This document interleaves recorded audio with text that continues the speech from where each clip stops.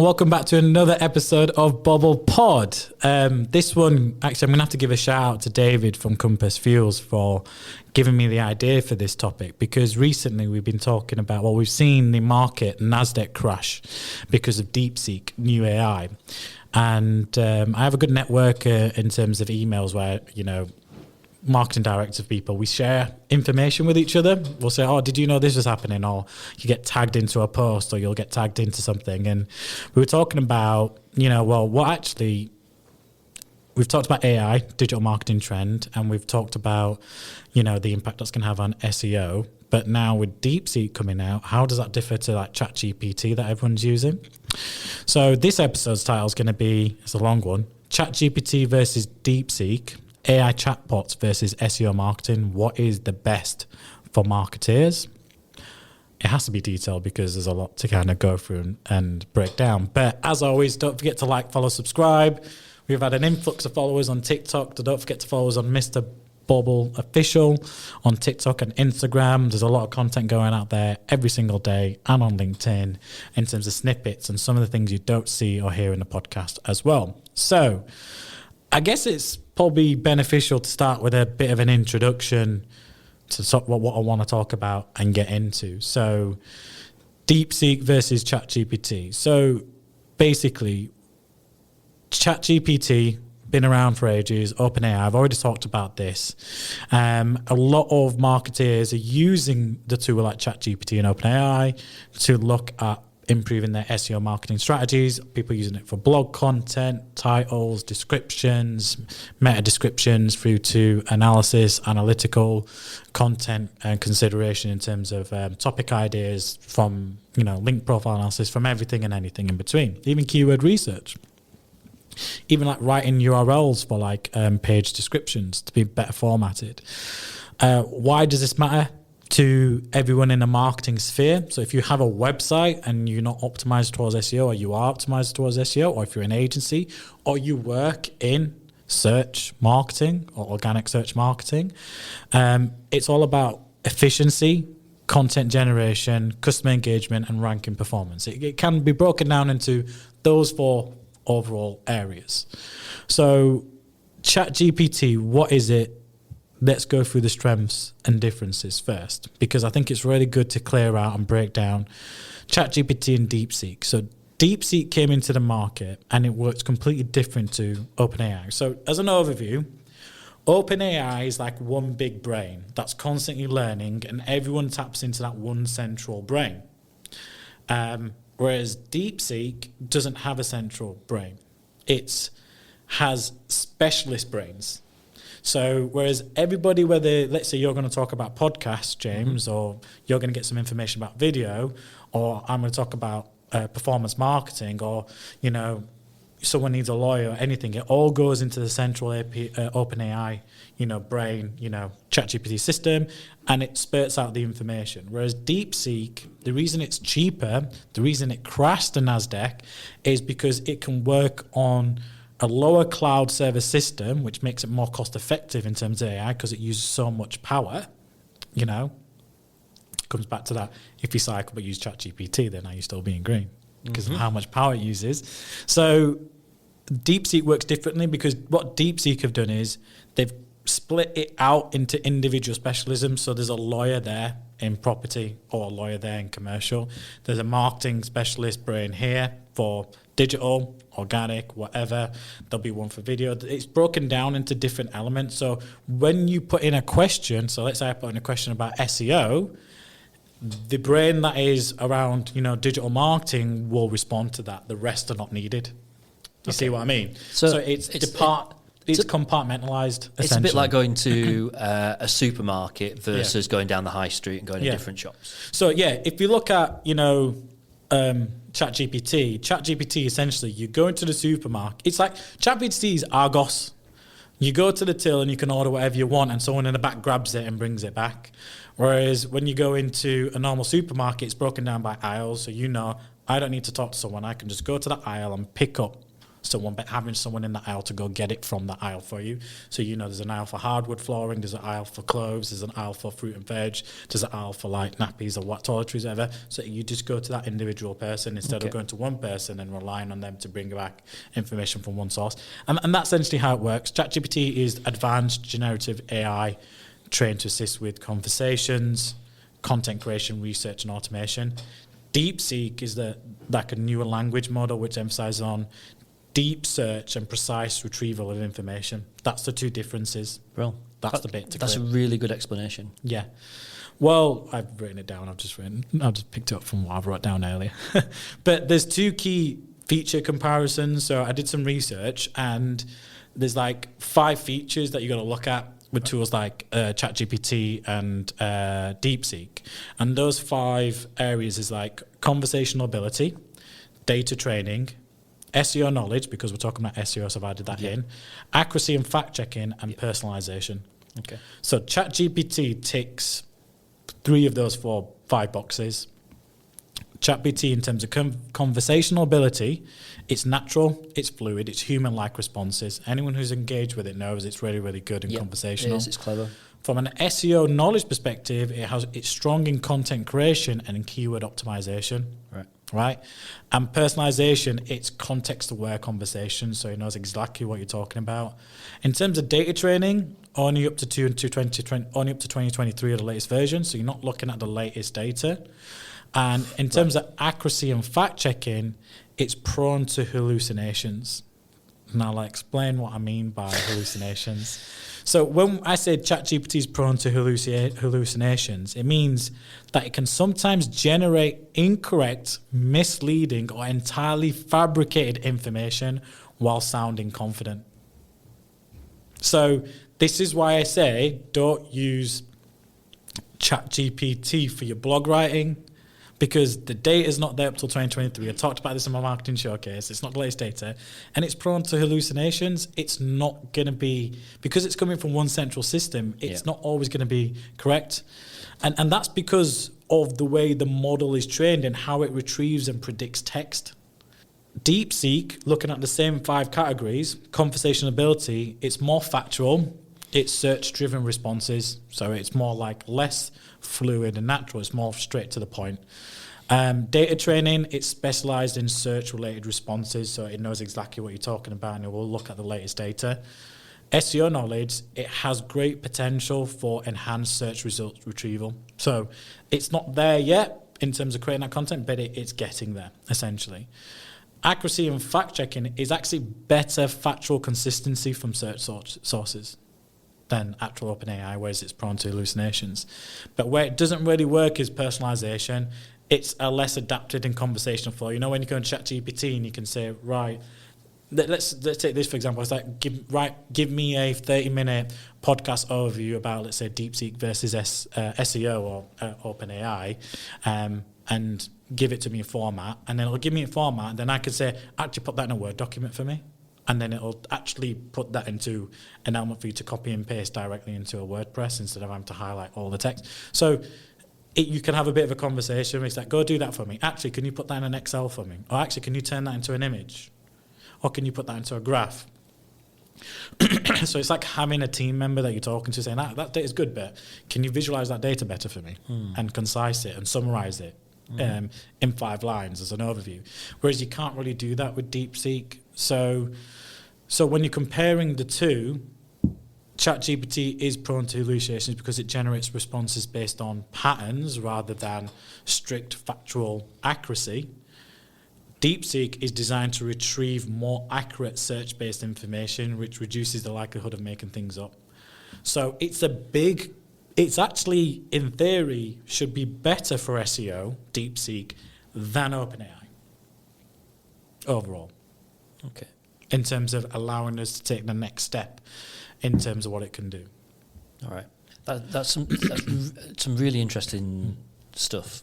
What I take from that is that ChatGPT's been on the mushrooms and is hallucinating away in the corner. And DeepSeek, maybe, I mean, the personalization thing's quite interesting, isn't it? Because that's quite nice. And as we kind of crave AI generally to be a little bit more human-like and to be less computer-like. That you know, ChatGPT does that job pretty well. But actually, how important is that? Well, is that a price worth paying for it to get some things wrong? Because we've all seen the posts that people put on social media about it told me this, and it's clearly untrue. Like you know, the Google, the thing that comes up at the top of the Google results now, that quite regularly is wrong or just not accurate enough. Oh, you mean the AI overviews? Yeah. And so you know, getting things right is mega important. Yeah, but that's the thing. You've got AI overviews now in Google search engines. So where ChatGPT excels is blog writing, if you give it clear, concise information and what you want to talk about, automated content, chatbot integration, and let's say social media captions. We use ChatGPT for basic things. Coming up with multiple headlines and descriptions for, let's say, Google Ads, coming up with revised headlines and descriptions on social media. We will then use it to say, here are the best performing headlines. How would you restructure this, take into account these USPs, and it'll formulate it quicker?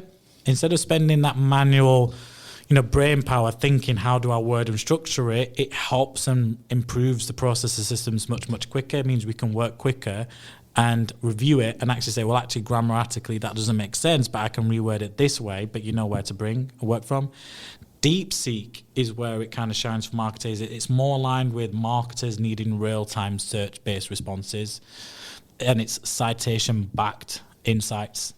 So the accuracy level, the data accuracy level is much better. Whereas, ChatGPT might generalize a bit more, DeepSeek's not going to.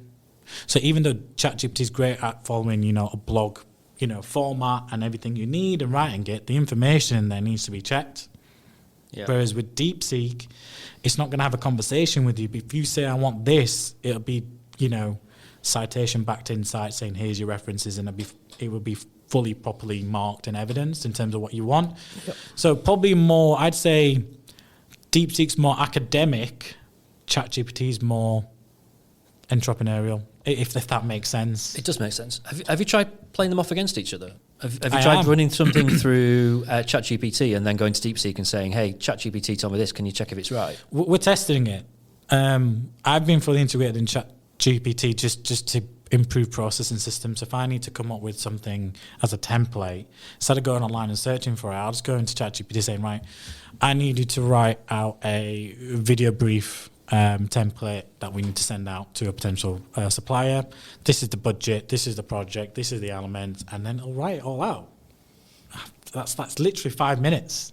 So the time saving element to it. So when you get it to do that, and I can say, all right, pop that into a scoring mark element into an Excel and export it out for me to be put in a Word doc, and then I can go in and I can make the data, but I'm not starting from scratch, if that makes sense. Yeah. I haven't done that yet with DeepSeek because we've only just really on board with it. Last week I'm still trying to get to grips with it and understanding how it works. I want the next stage is to test the two against each other. And what we're testing it is for SEO specific elements, which is what this whole talk is about. So it's looking at SEO now, marketing best practices versus AI chatbots. So getting into that, SEO marketing best practice versus AI chatbots, traditional SEO versus AI driven generation, always remember SEO is a long-term strategy. Yeah. You're optimizing for search engines. There's more than one. It's not just Google. There's Bing, there's Yahoo, there's multiple others that you need to take in consideration. Yes, 90% of your time should be on Google because it has 90% of the marketplace globally. That's factual. We all know that. AI chat provides what we call instant engagement and content generation, but it's not going to guarantee search engine rankings if misused because it's not going to really understand Google's algorithm. It's not going to understand your tone of voice. It's not going to understand that specific keyword. Plus, language is a barrier. So remember, it's Americanized. So you can tell ChatGPT content because it's Americanizing its language instantly. Whereas you're going to have to rewrite all that and put it into your client's tone of voice, etc. And you're going to have to write, is this the right keyword in the right context of what ChatGPT or DeepSeek, whatever it is saying? So traditional methods are still better than what you can do within chatbots. It makes no sense. So when we look at the pros and cons of how, let's say, chatbots, for example, impact SEO performance, it's AI speed up content production. So it's like keyword-rich blogs, FAQs, and ad copies. And that's what I've always talked about is like, don't use it as the main content, write your own, use it as like a guide. But those like ad copies, FAQ questions to answer and all that kind of stuff and short responses, it's really, really good for. If you use AI-driven chatbots on your website as a feature, it's going to increase dwell time on websites. It means, because from an open AI, which will be better than DeepSeek in terms of from a chat perspective, it's going to give you more of a conversational element to who you're talking to. So if they're talking about buying a bed, for example, it can say, well, what kind of dimensions are your bed? Well, I want a bed that fits into elements. Well, it'll actually converse with you based on the information or how you train it in terms of what you want. And that means they're having a human element or conversational element to the website that they wouldn't get from an SEO perspective. Because the idea for SEO is yes, you want to win in Google and the SERPs and the rankings, get people organic to your website, but you want to keep people on your website. And the only way to do that is by having great informative content that engages the user and a user flow of content. So when they read one piece or they read a product description, you're getting them to the next product description, you're getting them to the next FAQ, you're helping answering delivery queries, whatever it is. If it's an e-commerce, you're taking them on a journey so they get all the information so they can say, yes, I'm ready to buy. I have all the information I need because this is an online purchase journey, not a physical journey. Yeah. In terms of like other tools, it's great at like structured data and optimizing content, which has ranking potential. So it saves a lot of time. In that sense. Cons, Google prioritizes what we call unique authoritative content. So it comes back to the EEAT guidelines. So it doesn't fall within the expertise, authoritativeness, trustworthiness, Google update. And that was added with the extra E, which I always forget what the extra E is. Experiential or something, don't quote me on it. But it's the risk of content oversaturation. Too much AI generated content could hurt credibility. Yeah, makes sense. And I talk about this, so when we're at Marketing Showcase, and if anyone's watched it, I say, if you're a content writer, you should be earning the highest money right now. Because you could be using ChatGPT to save time on headline descriptions and keyword research and topics to talk about. But if you're a really good content writer, you'd be able to personalize that entire content. So it's not saturated. You're not getting the same responses from OpenAI or DeepSeek. And you're actually, customizing it to the client. So it's still human written content, but it's guided by a structure and a framework. And the time it takes to do keyword research, time it takes to write different, meta titles, headline descriptions, or formats, you could give ChatGPT the technical, legwork and focus on your strength, which is, I'm good at content writing. I understand the brief. I understand what's going on. Right, I'm going to write this content in line with the stats and stuff I found from DeepSeek or, OpenAI, ChatGPT, and I'm going to put that into it to give better credibility, because that's how Google's algorithm wants. It wants real, not automated content, which is why they've come up with a lot of updates recently. Yep. So when you combine SEO and chatbots, that's the thing you got to do for the best results. Combining those together to save time and resources. And it comes back to that, what I've said before, move from data insights to execution quicker. That's all AI is there for. There's a risk of AI becoming obviously self-aware and having its own consciousness, which a lot more experts are talking about, and the risk of what's going on. But that risk comes with OpenAI because of how it's modeled. That risk doesn't come as much with DeepSeek, which is broken down to different, departments or, sub areas in terms of where it takes its information from, and it's less conversational, it's more reactive and direct. So if you've got 3 strategies to employ in terms of, let's say, SEO and using AI, chatbots or platforms like ChatGPT and DeepSeek, strategy 1 is to use AI to draft content, then manually refine it for SEO. Save yourself time. Strategy 2, you can implement chatbots for real-time customer engagement while SEO brings in that organic traffic, which is fantastic. 3, leverage AI for topic clustering and content ideas, but ensure human oversight. So the research time it takes, and this is what people don't calculate and understand why agency fees so high, because it's time. when you go to a lawyer, they're charging you by the hour. When you go to an accountant, they're charging you by the hour.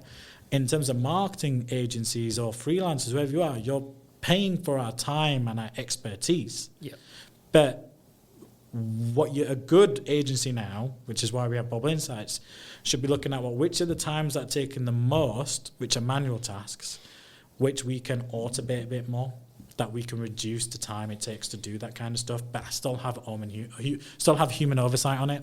So if we're doing, let's say keyword research, let's use an AI tool to do that, to save time. Let's give it the information we have so much time and then look over it instead of manually going into Keyword Planner and typing in different topics and then creating the Excel and presenting it. That takes hours. But if I can turn a 3-hour job into a 30-minute job, I'm doing more for my client. My client's going to get more results. Plus, I can remain competitive in pricing. I could even charge a higher average hourly rate because I'll have the case studies and, results to showcase that actually the way we do things, still in line with the human oversight of what we're doing, works well, but we still have efficiencies in place, and that's it. And I think the biggest problem with agencies is efficiency, tracking efficiency, and that's what probably gives agencies a bad rap because customers then think, well, what am I paying my agency to do? The lack of transparency, what's going on. It comes back to data insights execution. It sounds like what you're saying is what you've been saying for a while. Yeah. Do you think, because DeepSeek's still relatively new, isn't it? We're still kind of getting to grips with what it does. Do you think that DeepSeek will change any of what you think or what you recommend in terms of how to use AI in the stuff that we've talked about in the last 20 odd minutes? There's gonna be a content war. And that's probably the best way to explain it. There's going to be a content war between human written content and AI capabilities of writing content. Yeah, and totally how see that content and keyword and efficiencies fall into best practices. So in terms of SEO performance impact, Google's latest update emphasizes helpful content, which is the over AI spam that was created. Is this content really helpful to what a specific niche or industry is doing? Because AI is the only thing that can threaten Google in its dominance as what it is as a product. And I don't think Google realized this as much as I'm saying it. And you're probably thinking, Google's not going to go. But no, ChatGPT or DeepSeek is the next Google. It could replace Google. Google has to stay up. We go to Google to get information, right? Most of the time we're going to Google to get answers to questions we have, or to find something, or to find templates of documents, or doing elements. On the other flip side of it is we're looking for products or services. Now, ChatGPT and DeepSeek aren't going to give us product and services the way Google's algorithm can. But in terms of providing high quality informational content and answers, DeepSeek is straight factual and can get that information. When you've got OpenAI and ChatGPT, that's more conversational. So it's almost like you're having a conversation with someone. That's what Google's always tried to do, humanize its search engine. So they're the biggest threats to Google going in terms of search. Mm-hmm. And the question is, what does that mean for SEO longer term? If people are going to ChatGPT, well, then your information, your website where they're going to be scouring all this information needs to be factual. It needs to be accurate. It needs to be highly authoritative. So that helpful content update by Google was to get rid of spammy content from websites, AI spammy content, because then how factual and accurate is it going to be when we know ChatGPT in particular is prone to hallucinations and not giving factual, correct information and actually just making things up sometimes because it seems right as part of the context of what's going on. So there's a lot of AI-driven content growth right now. So HubSpot got wiped out from the market. I mean, this conversation came about because David, who I mentioned earlier from Compass, he was in the same LinkedIn post where someone had shared HubSpot dropping traffic, and they've dropped millions in the last year. All right. They've gone like 10 million active sessions down to like a 1-2 million. That drop-off was shockingly bad. And I was like, no one loses that level of traffic unless there's something technically more going on. It can't all be down to AI or content. But HubSpot's own content talks about 84% of digital marketers saying AI is changing content creation. And it is. And it's going to continue to change content creation. So it's difficult. Human written content still ranks 3 times higher than AI generated content. And that comes from Search Engine Journal, so I am factual with my data, but that's 2023 stats. So we know human written content ranks 3 times higher than AI written content. Yeah. AI says the content with human refinements boosts ranking by 30% versus AI alone. So when you combine the human element of SEO best practices with AI, you see a 30% uplift against just relying on AI alone. So if you're an agency or a company and you're like, I don't need an agency, I'll just use ChatGPT and DeepSeek. Well, human written content is going to outperform you 3 times better. And if you then add in human elements to what you're doing and even hire someone or someone to refine that content and do those best strategies I just talked about, you'll see a 30% boost in refinements for rankings that you need.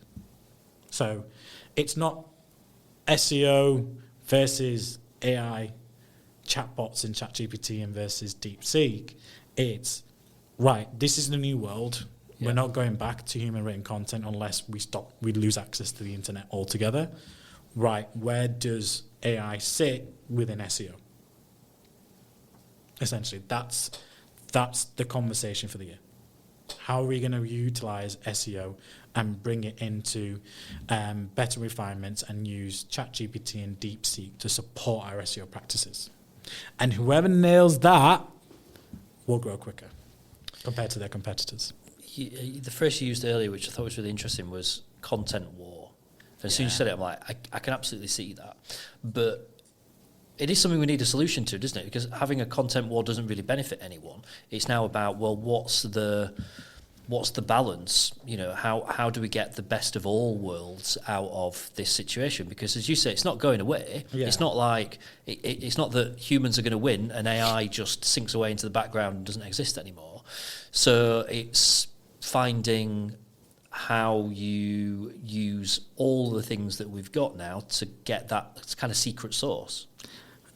I've already done it. I'm already building it. I saw this coming years ago. I started this process with Bobble Insights ages ago. I saw it coming. And fingers crossed it comes out and becomes the thing I need it to be. But I saw this coming. I was like, my brother's an IT solutions architect. You know, he actually gives me a lot of insights because he, spends a lot of time with, Microsoft products. And he's actually a good soundboard for me to talk about more, because it's architecture around IT and infrastructure and how AI kind of works. So I get a lot of my knowledge from him above. I listen to other podcasts and listen to seminars and do a lot of reading of AI. I am no AI expert, but I am reading more than the average person to get up to speed with it. So what we realize is when you're a digital marketing firm, you need to stay on. You're going to become a dinosaur if you do all things the old way.